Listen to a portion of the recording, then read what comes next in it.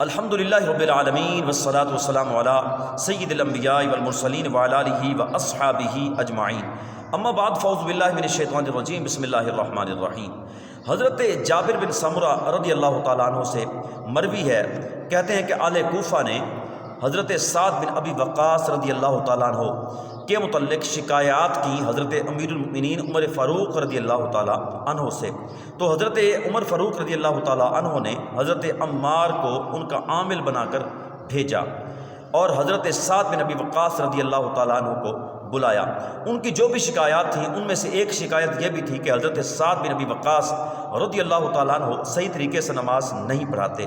جب حضرت سعد بن ابی وقاص رضی اللہ تعالیٰ عنہ حضرت امیر المؤمنین عمر فاروق رضی اللہ تعالیٰ عنہ کی خدمت میں حاضر ہوئے تو حضرت عمر فاروق رضی اللہ تعالیٰ عنہ نے ان سے ان شکایات کا ذکر کیا جو اہل کوفہ نے حضرت سعد کے بارے میں کی تھی۔ حضرت سعد رضی اللہ تعالیٰ عنہ سے حضرت امیر المؤمنین عمر فاروق رضی اللہ تعالیٰ عنہ نے یہ بھی کہا کہ اے سعد، وہ تمہارے متعلق یہ بھی کہتے ہیں کہ سعد ہمیں صحیح طریقے سے نماز نہیں پڑھاتے۔ تو حضرت سعد بن ابی وقاص رضی اللہ تعالیٰ عنہ نے کیا ارشاد فرمایا؟ آپ نے فرمایا، خدا کی قسم، میں تو انہیں وہی نماز پڑھاتا تھا جو رسول خدا صلی اللہ تعالیٰ علیہ وآلہ وسلم کی نماز ہے، اس میں کوئی کمی بیشی نہیں کرتا تھا۔ میں عشاء کی نماز پڑھاتا تو پہلی 2 رکعتیں طویل کرتا اور دوسری 2 رکعتوں کے اندر تخفیف کرتا۔ راوی کہتے ہیں کہ حضرت عمر فاروق رضی اللہ تعالیٰ عنہ نے ارشاد فرمایا، اے ابو اسحاق، تمہارے متعلق میرا یہی گمان ہے۔ پھر آپ نے ان کے ہمراہ کوفہ کی طرف ایک یا چند آدمی بھیجے۔ اچھا، ان آدمیوں نے جا کر کوفہ میں حضرت سعد بن ابی وقاص رضی اللہ تعالیٰ عنہ کے بارے میں معلومات لی۔ سب لوگوں نے تعریف کی حضرت سعد بن ابی وقاص رضی اللہ تعالیٰ عنہ کی۔ اچھا، وہ آدمی بنو ابس کی مسجد میں داخل ہوئے۔ وہاں انہوں نے دیکھا کہ ایک شخص کھڑا ہوا ہے جس کا نام تھا اسامہ بن قتادہ اور جس کی کنیت تھی ابو سعدہ۔ وہ شخص کھڑا ہوا، اس نے کہا کہ آپ نے ہم سے حضرت سعد کے بارے میں پوچھا ہے تو ہم کہتے ہیں، یعنی اس شخص نے کہا کہ سعد نہ تو لشکروں کے ساتھ جاتے ہیں، نہ برابری سے تقسیم کرتے ہیں، اور تیسری اس نے یہ بات کی، اس نے کہا کہ نہ فیصلوں میں انصاف کرتے ہیں، معاذ اللہ۔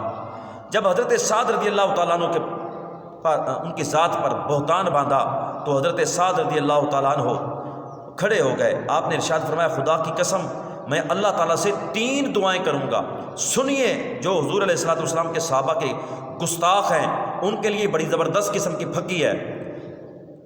حضرت سعد رضی اللہ تعالیٰ نے ارشاد فرمایا، خدا کی قسم میں 3 دعائیں کروں گا۔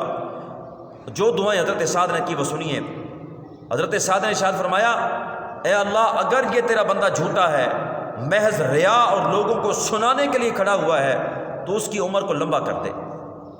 دوسری، اس کی غربت کو بھی طویل کر دے۔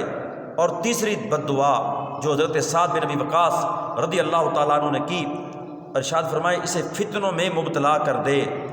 اس کے بعد اس شخص سے اگر پوچھا جاتا تو وہ کہتا میں بہت بوڑھا آدمی ہوں۔ یعنی یہ تینوں دعائیں حضرت سعد کی اس کے حق میں قبول ہوئیں، اور یہ ہوا کہ اس کی عمر طویل ہو گئی، اس کی عمر طویل ہو گئی۔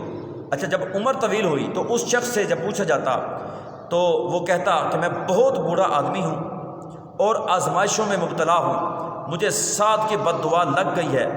عبد الملک بن عمیر رضی اللہ تعالیٰ عنہ، جنہوں نے اس حدیث کو حضرت جابر بن سمرہ سے روایت کیا ہے، کہتے ہیں کہ میں نے اس شخص کو بعد میں دیکھا، اس کی بھویں بڑھاپے کی وجہ سے آنکھوں پر گر گئی تھیں، وہ راستوں پر لڑکیوں کو اشارے کیا کرتا تھا۔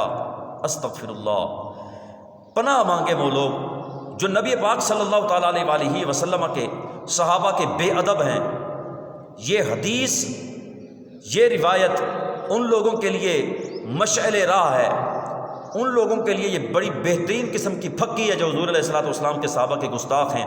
عبرت پکڑیں اس سے پہلے کہ دنیا کے اندر ذلیل و رسوا ہو کے رہ جائیں۔ آخرت کے اندر تو عذاب ہے ہی، جن پر اللہ رب العالمین نے اپنے راضی ہونے کا اعلان کر دیا ہے، تو یقیناً ہمارے لیے وہ لوگ قابل احترام ہیں۔ اللہ کی بارگاہ میں دعا ہے اللہ کریم ہم سب کو اصحاب رسول کی عزت کرنے اور ان کا فیضان نصیب فرمائے۔ وما علیہ الا البلاغ۔